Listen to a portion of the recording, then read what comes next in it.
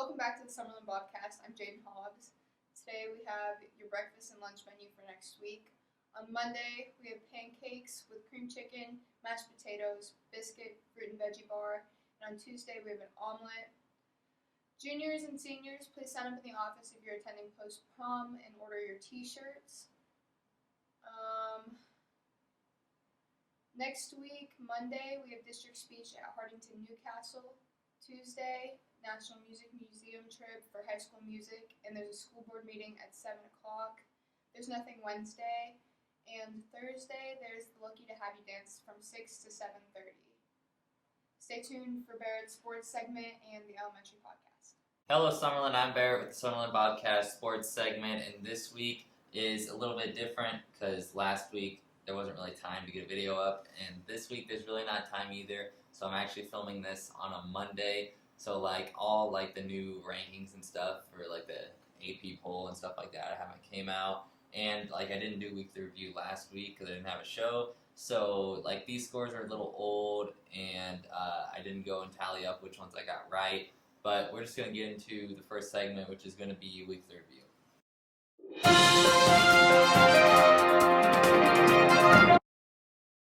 So this is weekly review, and a couple weeks ago I made some picks in the NBA and college basketball. Here's how those went. The Bucks beat the 76ers 119-98. The Suns beat the Lakers 123-113. The Pacers beat the Mavs 133-111. The Nuggets beat the Warriors 119-103. The Kings beat the Clippers 123-107. Number 2 Houston at the time beat number 11 Baylor 82-76. This was the week that Wake Forest upset number 8 Duke 83-79. Number 17 Kentucky beat number 13 Alabama 117-95. Number 10 North Carolina beat Virginia 54-44. And number 9 Kansas beat Texas 86-67. I'm gonna be honest, I couldn't even tell you what I went in these picks. Especially the NBA ones, I don't know who I picked. Obviously, I got Duke wrong. I got the Golden State game wrong. Other than that, I'm not really sure. Sorry for the rushed weekly review segment. I didn't really have much planned. But we're literally going to go into game time right now, make some picks, and that's going to do it for this segment. So let's go right into game time.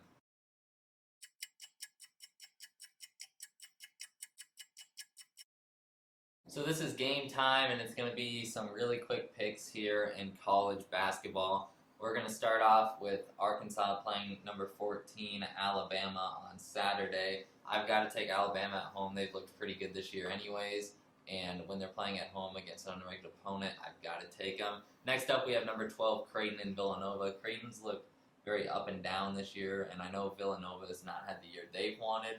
But even though Creighton's on the road, I'm going to take Creighton. I think they're the better team anyways, and I think they can still go deep in March, but they kind of got to put everything together here at the end of the season. Next up, we got number 16 Kentucky and number 4 Tennessee. Kentucky is a team that I've been very high on all year. I really like the freshman duo of Rob Dillingham and Reed Shepherd, but in this game, Tennessee at home, and that team's looked really, really good this year. Very stable. We don't see Tennessee get upset a lot.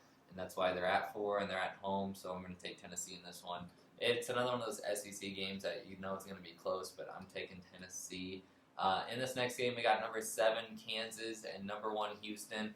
I don't really think Houston is number 1 team in the country. I still think it's UConn, and Houston only won by 2 a couple nights ago against, I don't remember honestly, but they barely got out with a win after being ranked number 1. Kansas has been so up and down this year. This is a game that I don't see Kansas winning.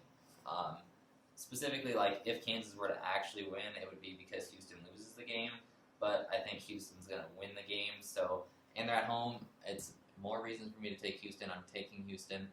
They win that one. But again, that's a Big 12 game that you're going to want to pay attention to because it's a good game. And finally, of course, the game of the week, which I'm not even I'm excited for, but it's very weird because, Duke looked so rough in the first game, and Duke is kind of coming off a little stretch where they were hot, and then they got upset, and they got to get through NC State, and I believe there's another game before this one, but it is Carolina and Duke.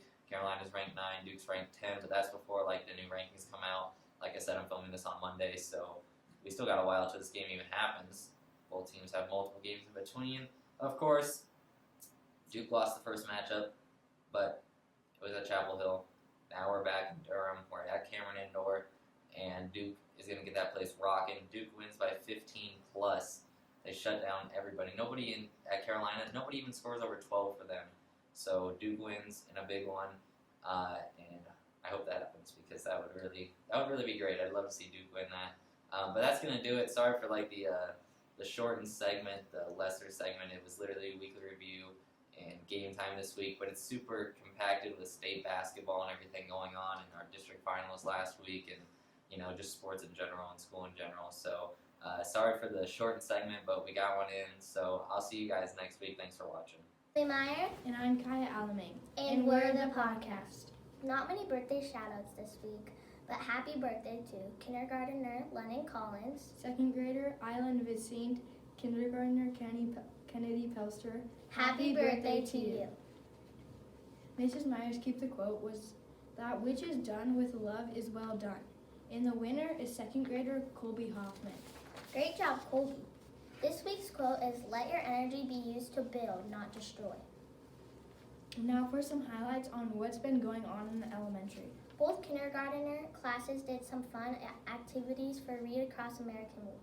Monday, they supported their Crazy Socks for Fox and Socks. Tuesday, they made green eggs and ham with green pudding and Starburst. On Wednesday, the 6th grade book buddies read to the kindergartners.